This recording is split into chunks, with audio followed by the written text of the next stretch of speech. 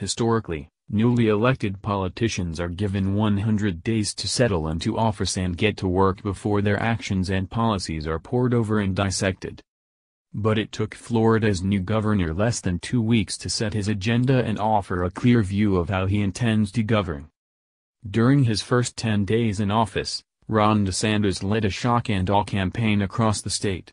He appointed 2 conservative state Supreme Court justices, visited a hurricane disaster zone twice, and unveiled a sweeping environmental agenda in his first 48 hours alone. On Friday, one day after announcing plans to overhaul the state's medical marijuana regulations, he ordered the removal of Palm Beach County Elections Chief Susan Bucker, the third politician he's suspended since being sworn into office on January 8. And then he explained a decision to rescind nearly 4 dozen of his predecessors' nominations to state boards. Whether intentionally or not, much of DeSantis' early agenda has focused on cleaning up issues that Scott left behind. On Friday, he rescinded Scott's November 30 suspension of Broward County Elections Supervisor Brenda Snipes, who'd been removed from office despite her stated plans to resign following a controversial recall. DeSantis, who would otherwise have had to conduct a hearing on her removal, said he wanted to move beyond this controversy. Then, a few hours later, he rescinded 46 of Scott's lame duck appointments to state boards, although he's indicated that he'll re-nominate some of the same people.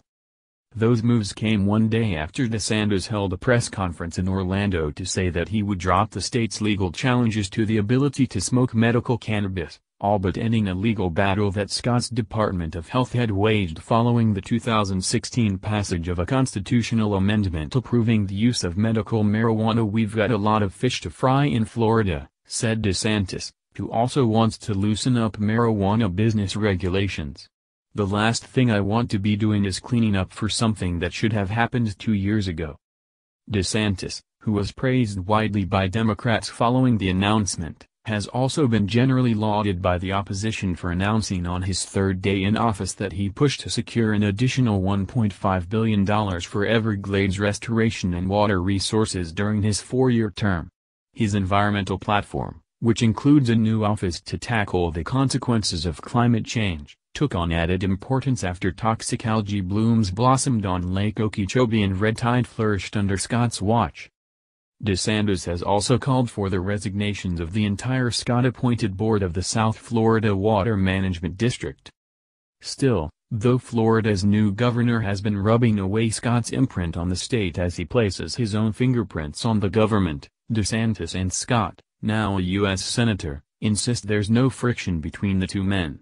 Carlos Guillermo Smith, among the state's most liberal lawmakers and one of DeSantis' most ardent critics last year, declared progress after DeSantis announced his marijuana position. 2 weeks almost down.